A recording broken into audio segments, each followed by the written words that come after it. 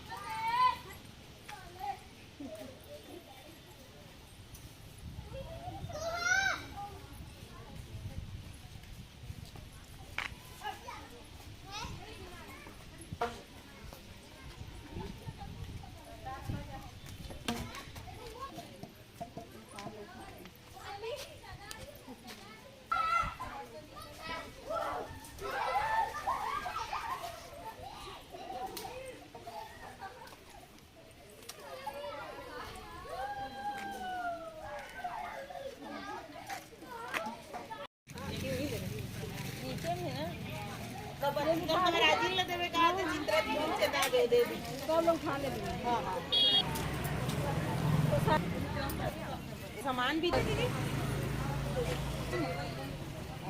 अपन हाथ से दे दे ज्यादा लेट आया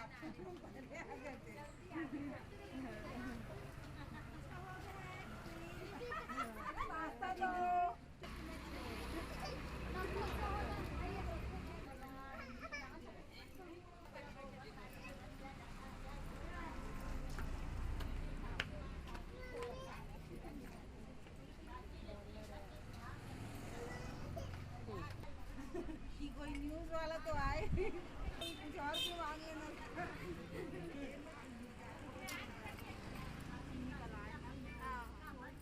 जाने लगे क्या टिम्मी ना बेचारी आई है केदारनाथ से खाना नहीं बनाए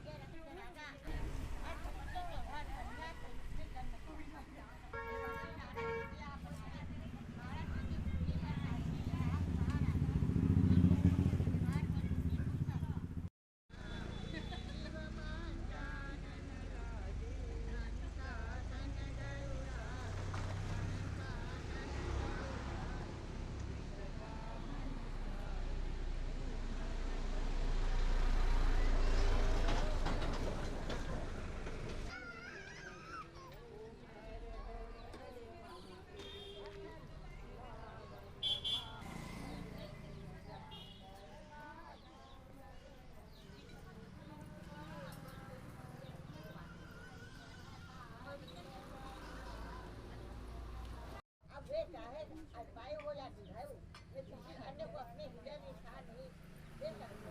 यही नया दिन है। शास्त्री ने नारायण जी के सत्यवान की मृत्यु का समय दान कर लिया। दोनों का विवाह हो गया। शास्त्री अपने ससुर परिवार में नारायण जी द्वारा बताए गए दिन के दिन ऊपर से ही शास्त्री ने उपवास शुरू कर दिया। नारायण द्वारा ऋषि को जब सत्यवान लकड़ी काटने के लिए चला, शास्त्री ने उसे बन के वृक्ष के नीचे जाकर उसका सिर अपनी जांघ पर रख लिया। देखिए रात को उस वृक्ष के नीचे जाकर यमराज के नीचे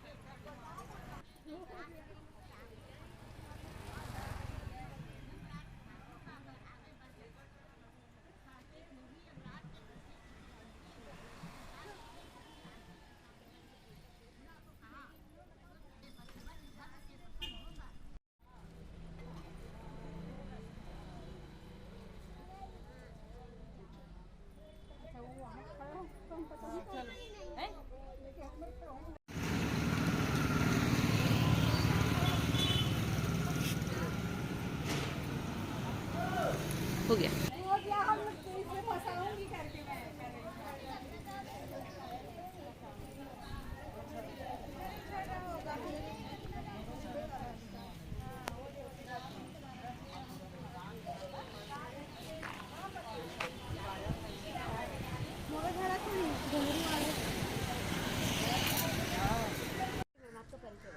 मेरा अर्चना परिहार, पोस्ट ऑफिस वार्ड।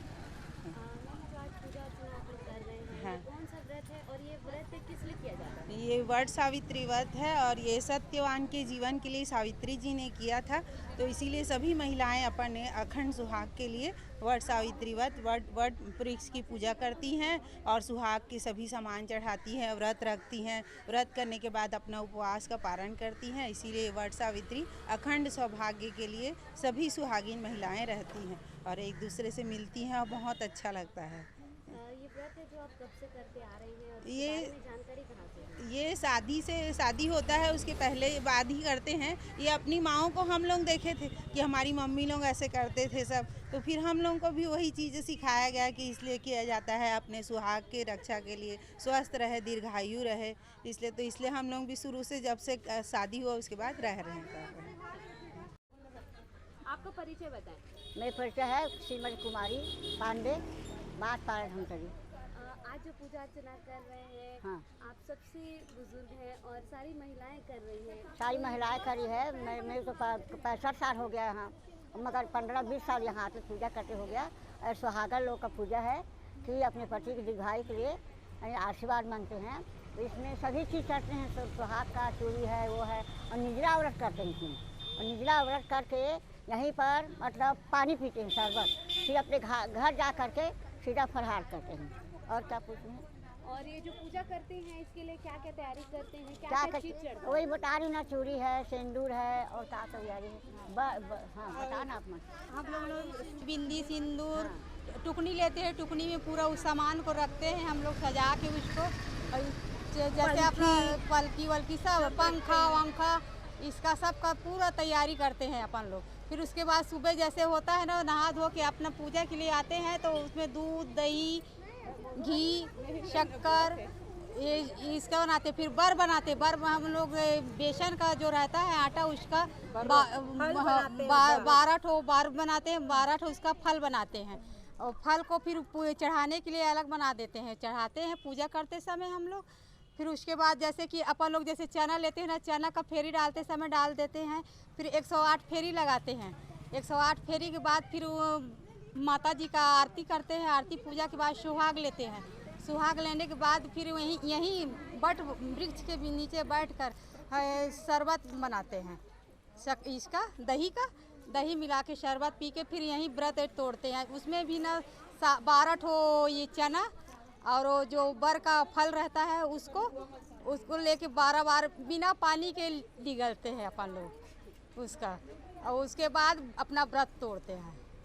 जी मैम, आपका परिचय बताएं। जी, मेरा नाम मुस्कान यादव है, रामसागर पार से हूँ। आज जो यहाँ पूजा अर्चना कर रहे हैं, ये व्रत है जो किसके लिए की जाती है और आप कब से कर रहे हैं? ये व्रत मैं 15 साल से कर रही हूँ, जब से मेरा शादी हुआ है तब से। और ये व्रत अपने पति के लिए ही करते हैं। ये जो पूजा है उसका क्या नियम है? हम लोग सुबह से उठते हैं, सुबह से पूजा की तैयारी करने लग जाते हैं। और पूजा में 12 प्रकार की जो भी सामग्री चढ़ाते हैं वही लगता है। जैसे कि पूड़ी बनाते हैं, गुलगुला भुजिया बनाते हैं, और चूड़ी, मतलब पूरा श्रृंगार का सामान चढ़ता है इसमें। पूजा अर्चना के बाद ही आप लोग तुरंत व्रत को खोलते हैं? नहीं, शाम को खोलते हैं। हम लोग थोड़ा शाम को खोलते हैं, पूजा करने के बाद तुरंत नहीं खोलते हैं। तो ये जैसे आप लोग 12 प्रकार की जो चढ़ाते हैं होते हैं, तो क्या क्या चीज़ें जिसमें चढ़ता है? इसमें श्रृंगार का सामान है 12, और आम चढ़ाते हैं, केला चढ़ाते हैं, और बहुत कुछ चढ़ाते हैं जो 12 प्रकार के हैं। जी मैम, आज जो पूजा अर्चना हो रहा है ये किनके द्वारा यहाँ आयोजन किया गया है? ये पूजा कब से आप करते आ रहे हैं? ऐसे तो ये पूजा 22 साल से मैं देखा थी, और 22 साल से हमारे रामसागर पारा के जितना बहू बेटी है और हमार मन के जितना जानकारी में है, तो 22 साल हो गए हैं। ब्राह्मण पारा में सब बमनीन रसपुतीन और सब अब हर जाति के चालू कर दे है। तो एक बहू बेटी मन आज के दिन अच्छा से अपन पति के दीर्घायु बर लंबा हमारा उम्र चले हमारे पति के, और हम हमेशा सुहागिन रहन, ये सोच के आज रामसागर पारा के बहू बेटी मन मस्त खुशी से पूजा अर्चना करत हैं। और जो चढ़ाना है बर के नीचे में पूजा करना है, बर पेड़ के नीचे में हर चीज़ पूजा करते हैं। 112 108 ऐसे धागा करके भावर किंजर थे, और मस्त एक इकट्ठा होके पूरा रामसागर पारा के इकट्ठा होके एक साथ पूजा करते। पूजा का नियम क्या है? जैसे अभी आप लोग निर्जला व्रत रहेंगे या शाम से इसके बाद आप लोग खोलेंगे, या पूजा अर्चना हो जाए इसके बाद आप लोग का व्रत खोलेंगे? नहीं, ये तो अभी जितना पूजा करे के बाद में चना या पानी से व्रत यहीं तोड़ के जाना है, और घर में जाके व्रत तो जहाँ पूजा अर्चना करत है वहीं व्रत तोड़ के जाना है, ये नियम है यहाँ के। पिछली बार की अपेक्षा इस बार आप लोगों का जो पूजा है जल्दी कर लिया गया, क्या कारण था जल्दी करने का? ऐसे कुछ लगे हैं, ऐसे करके ब्राह्मण लोग बताए हैं, तो इन लोग जल्दी कर रहे हैं, पूजा जल्दी हो जाए तो कुछ हानि मत होए। ये हानि के नाम से आज के व्रत ला 12 बजे के पहले पूजा अर्चना करके ख़त्म करती हूँ। आपका परिचय बताएं। नमस्ते, मैं रामसागर पारा से रेणु साहू हूँ। मैम ये जो पूजा की तैयारी है इसको लेके आप लोग आज जल्दी पूजा कर लिए।